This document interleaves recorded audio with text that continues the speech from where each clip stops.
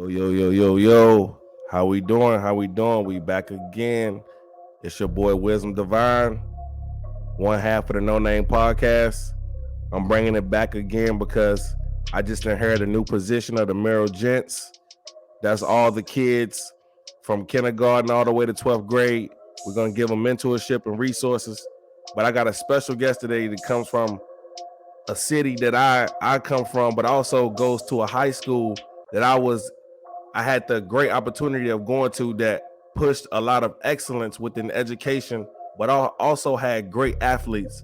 So I brought a guest on today that I know that the youth can really get some inspiration from, but also me knowing both of his parents, I know the journey that they went through and to see the excellence that has came from them is amazing.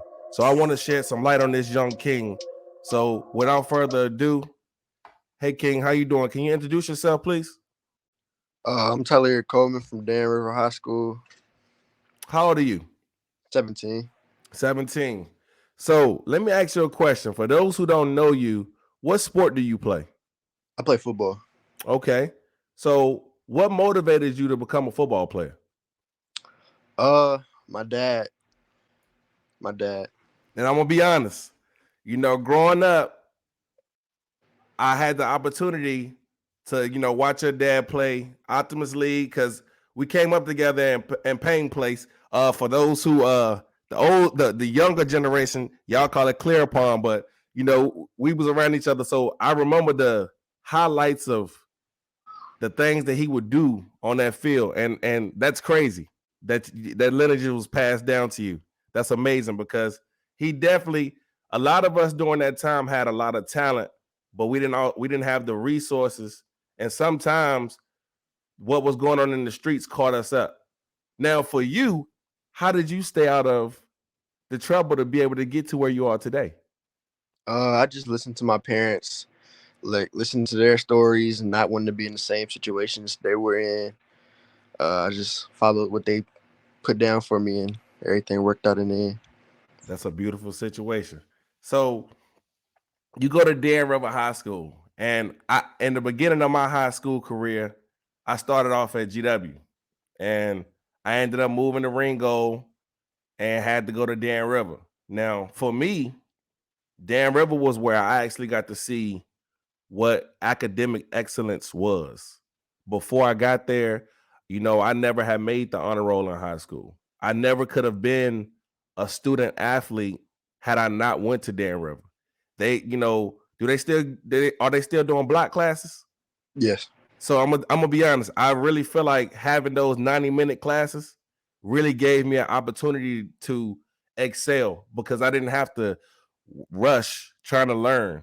So I really appreciated Dan River for, always having that strong belief in academic excellence, not just for, student athletes, but for all their students. So when I seen you was going there, I said, oh, that makes, and on top of, you didn't have, the Edmonds brothers come out of there, so it's been some talent that has came out their school, but was really happy to see Dan Rivers continue to push strong excellence. That's makes me super proud because I didn't finish there and I'm moving back to the city, but I realized that that school really, tries their best.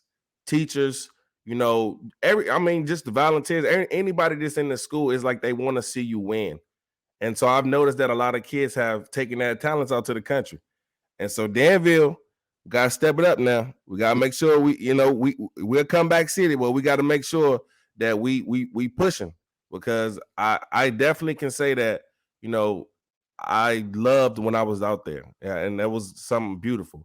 So you being a football player, I had the chance to actually go and look you up, go look at your recruiting stuff, look at your Twitter page, right? And one thing that really like got me, you built so much up and stuff, but you being 17 years old, Mm. how is it that you keep yourself so healthy looking and strong? What's your workout regimen? Uh, A lot of times I work extra. Like when Okay. I just go to the gym. My mom gets tired of me asking, "Can I go to the gym?" Like I'm always doing something. I don't like sitting in the house. I'm just keeping myself busy, working when others aren't, and just doing the extra things that it takes to get to that level. I like that. He said working when others aren't. Man, let me tell you something. That's something that people don't understand. Somebody always wants where you're at, and they working even when you aren't working. So that means somebody's position, somebody's job, if they not doing what you're doing, they about to lose it. And that's a champion mindset right there. That's a champion mindset. So how often do you go to the gym a week? Um, well, it depends on like practice times. A lot of times practice is after school from like 3 to 7. So like when we have them early dismissal practices at like 5 o'clock, I usually go afterwards when I feel like I didn't get in enough work or I could do more or I'm bored. So I just go whenever I feel like I need to. What does that do for your mental health? The gym is like an escape because you could just focus on working out. You don't got to focus on everything else just going on around in the city, and just that hour and a half to 2 hours is just like a free time for me. And I take out my anger, my whatever I'm feeling. I just take it out on the weights, or sometimes I play basketball for fun, like on the court. So it's just like an escape, and it's good So for that's my. another. Is that another sport that you do outside of playing football?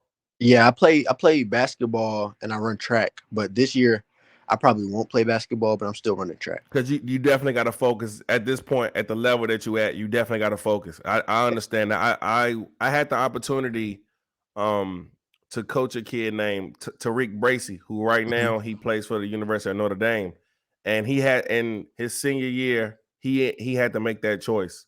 You know, are you gonna play basketball? Which you're a phenomenal basketball player, but football is where you actually got a future to get you a Mhm. full ride scholarship, you know, and actually you can't get hurt playing basketball because then that messes up your football Yeah. opportunities. So that okay, that makes a lot of sense.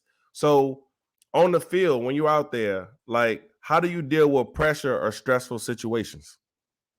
Uh, I just try to be reliable. I'm whenever it's a close game, coach looks at me. He knows he can give me the ball. So in practice, I know I got to work extra hard to be in shape.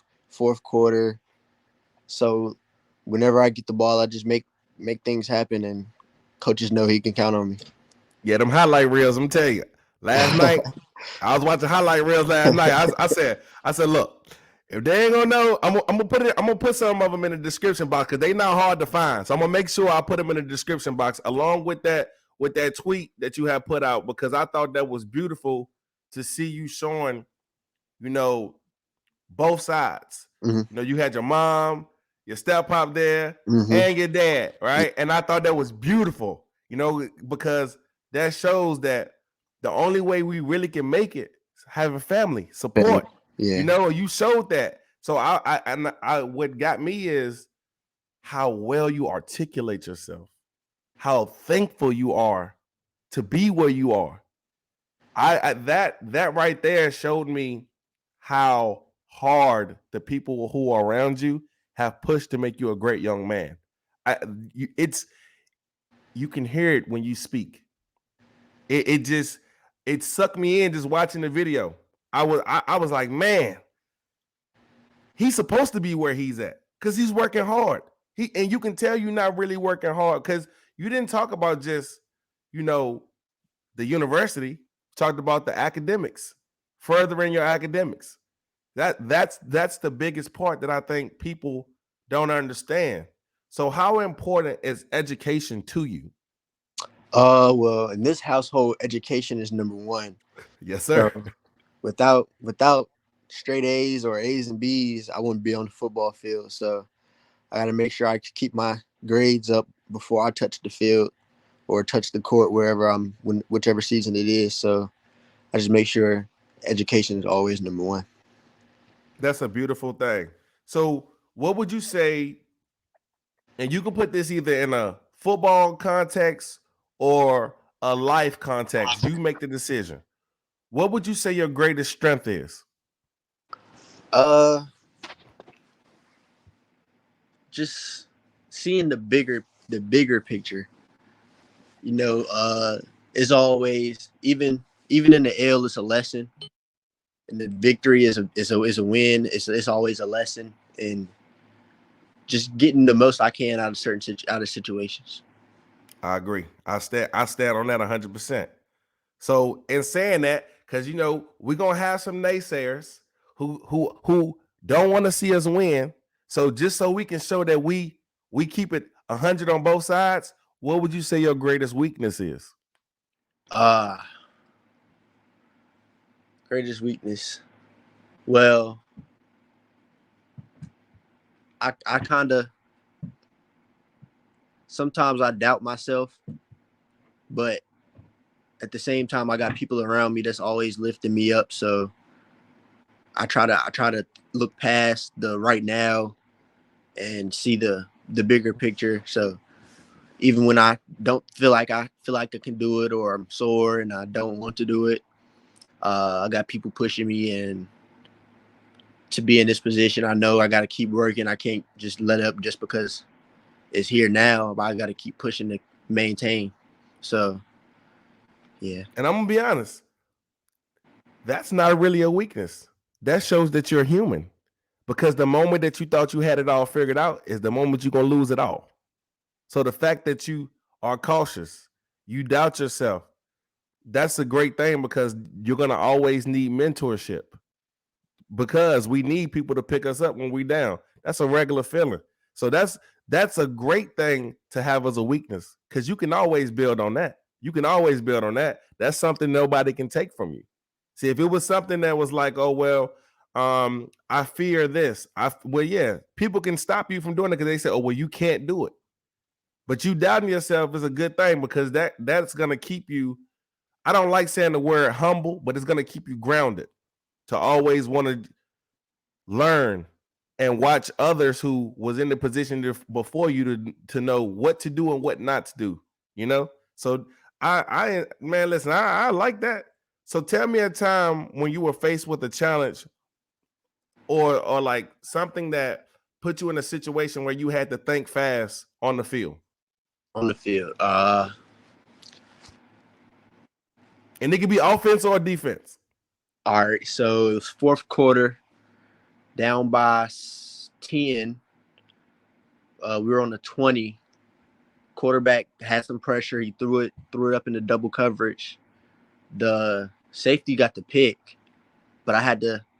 Well, the safety was in the position to get the pick, so I either had to try to jump in front of him and catch it, and make a tough catch, or had to take it from him. So I let him catch it, and I took it from him. Fell in it.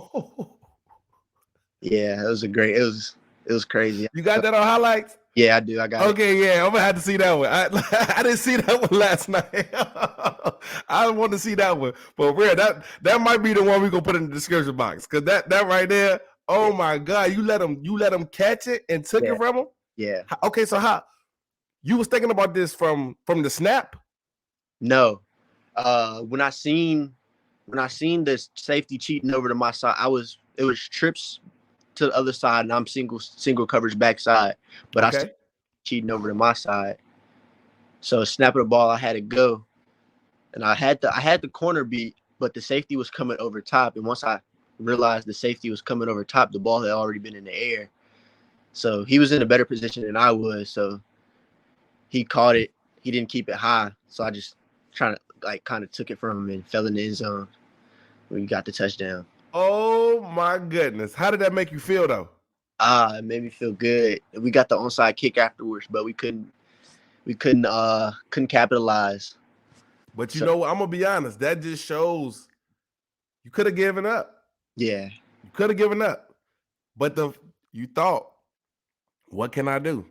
And that right there separates those who want to play and those who can play. Because you got to be able to think on the fly in anything that you do. That shows your talent. That shows that's why you're a 3-star recruit right there. Because that's not something an average person who plays football would think about. They say, "Oh, I'm beat. Let them have it," and not even would have probably even played defense to even try to stop it. But the fact that you was like, "Nah, I'm gonna let him catch it, and I'm gonna take it," and doing it, man, that's something. So, like, it might not be a lot of people who know this, but you're about to go into at the university level. So, like, for somebody that's in high school or in middle school or just playing regular city league that has aspirations of going to college, could you explain to them how important their off-season behavior is to recruiters and coaches? It's one of the first things they pay attention to. So if you're slacking in the off season, partying, portraying yourself on social media is not a good thing. You should always, if you're working out during the summer, it doesn't have to be seen, but it's a good thing to show that you're working while everybody else is having fun. Not out just partying, not using bad language on social media. Because that's one of the first things the recruiters look at is your social media. You might not think they're looking, but they are. They have their eyes, Snapchat, Instagram, Twitter, everywhere. So just keep working during this off season. The off season is the best time to get better, because during the season you have to focus on the game plan, and you don't really have time to lift with the practice schedule. So you could, during the off season, you could like make a schedule, like lift these days and cardio these days. Rest days are very important because that's when your body gets stronger. So just try to balance your, I'm not going to say work the whole summer, because you're still in high school and you want to Yeah, have, you're still a kid. just try to balance it. Don't just goof off your whole summer. Just at least try to balance it. Because I'm gonna be honest, I think that what you just said, that's what separates, the norm from the guys that's gonna be the talented ones. Because I remember going to high school when it was the summertime, that was the time to play. We was out there partying, and I rarely remember seeing the guys that had those summers to where they were like, you know what, I'm gonna lock in, unless they were the guys that were already locked in during the season. But most of the guys, they didn't have that discipline. It takes a lot of discipline to be where you at. Like, people might be looking and saying, oh yeah, it's easy, but no, it's hard because they don't know the city that we're around. It's a lot that's going on, and you could easily get caught up into that easily, you know. But I'm very thankful to one, be blessed with your time, but also to sit and look at somebody that I was once in that position and didn't take it serious. So this lets me know, that the people who I grew up around saw the things that they didn't get to have, and they want to instill it in their children to bring them up so they can be better than what we were. That's a beautiful thing. And I'm gonna hope that those who listen to this understand that what you do on the court, on the field, on the track is just as important off of it. You have to have that same discipline when the coaches are in front of you, when they're not around. Got to have that same discipline and integrity. That's very important. Please pay attention to what he just told you. So I talked about that earlier about your tweet when you committed to the University of Virginia. Go Who's. Like, how was that journey before making that decision? Because I saw the schools that also offered you, opportunities. What was that journey leading up to making that decision? So about mid basketball season, I had got in contact from my first college. It was JMU, University, James Madison University. Mm-hmm. I went. They invited me to visit the campus, and just from there, the love was crazy. Once they contacted me, it's like every other all the other schools just came flooding in. It was unreal because it was like my dreams from when I was a child were coming true in weeks at a time, and it was just crazy. And my main focus was to stay grounded, as you would say. Um, just keep working, and just because it's starting to come true doesn't mean I made it. It just means I got to keep working and to so I can make it. I Just like that. So, and I also saw when you made that decision, that the newspapers were talking about how they were really like honored that the University of Virginia was pulling so many, Virginia natives. I saw the people that also committed with you, and I thought that was beautiful. Do you know some of these players that are actually coming in with your class? yeah, over the past couple of months, I built a relationship with some of these guys. Just really really good kids, and we kind of we connect because we're from Virginia, and we understand like how overlooked we get sometimes. Yes, sir. So it was just good to make these connections, and my future brothers just getting a head start of clicking with them and connecting. Yeah, because I went and I looked up at least 10 at least 10 of them. I went and looked them up so I can look at some of their highlight reels. And I was like, wow, like y'all got a good class coming in. Yeah, All type, from the offense and the defense end. And I also saw that, with your abilities on the field, they also, and this came from ESPN actually. Um, ESPN feels like with your size, your strength, and the knowledge that you have, that you could play a multitude of positions once you yeah, get to University of Virginia. And that's big if ESPN is saying that about you. Because they kind of sometimes they give it to you a little harsh sometimes and tell you like you ain't ready, you're not yeah, there. So, to hear them bigging you up like that, that really made me, honored, because it's like I said, I know your lineage, where you come from. So that was real big for me to see that. And I was real proud. Like, man, I know the people who support you, from family, friends, they all are excited to see what's gonna be in your future. So tapping onto that, what do you see yourself in 3 to 5 years? 3 to 5 years. If everything goes, if I keep working like I do and everything goes to plan, I'll be getting ready for the draft. Moving my family out of this city, this tough city.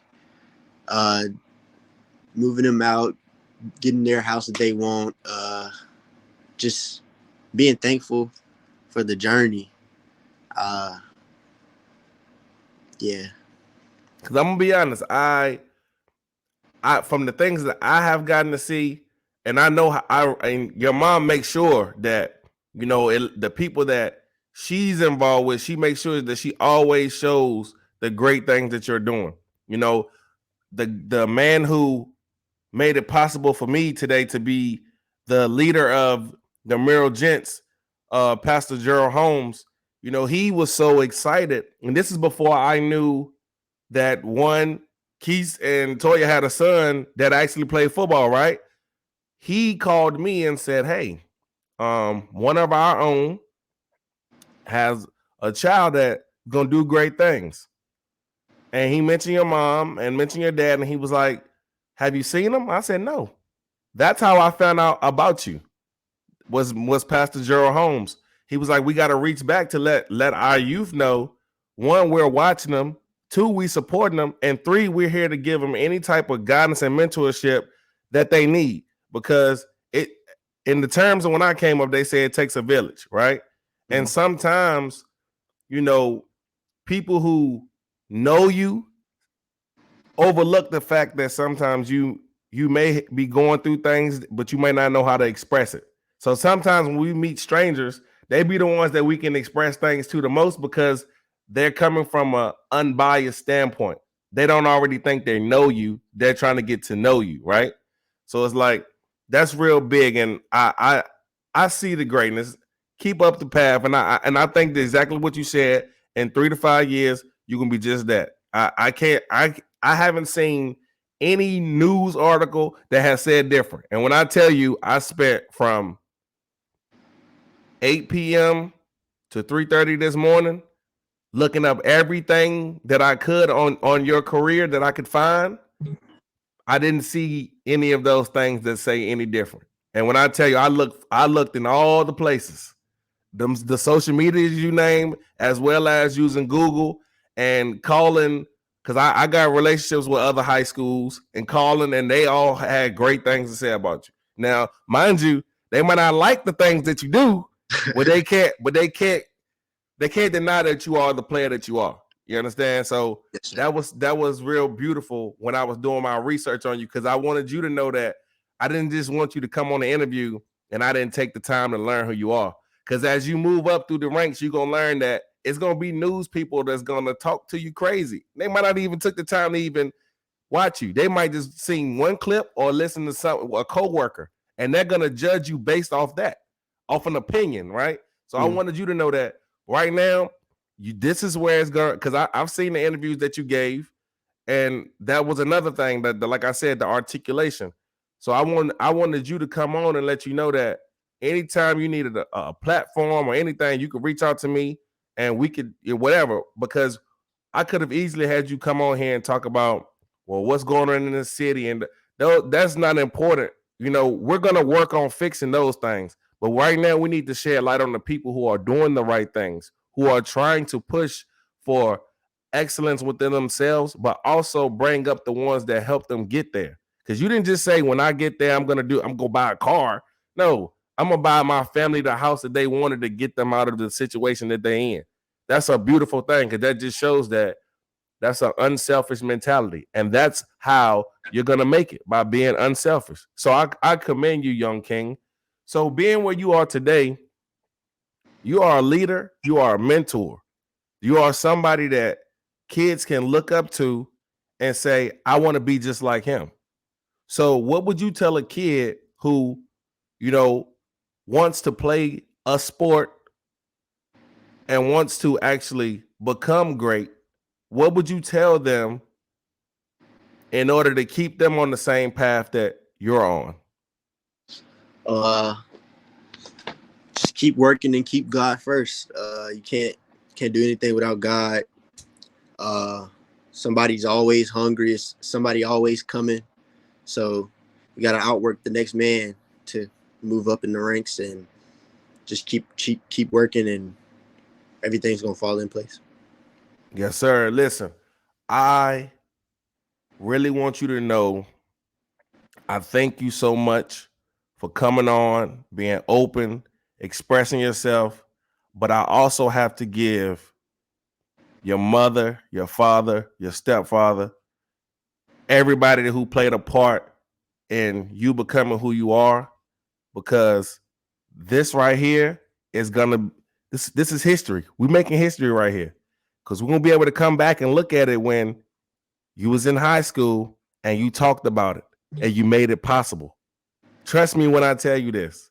So please make sure you let your mom know that I thank her so much for allowing me to interview you, because I knew once I saw who you were, this is a great opportunity for the kids who may be in a situation where they want to play a sport.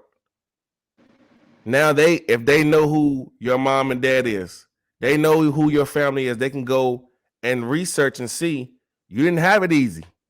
It was bumps and bruises. But the thing is that you stayed focused. You didn't allow nobody's past, things that you can't control, get in your way. You have stayed on that path, and I wish you all the much success coming forward, because it's important for our young black men to know, whether you see the support, you got support out here.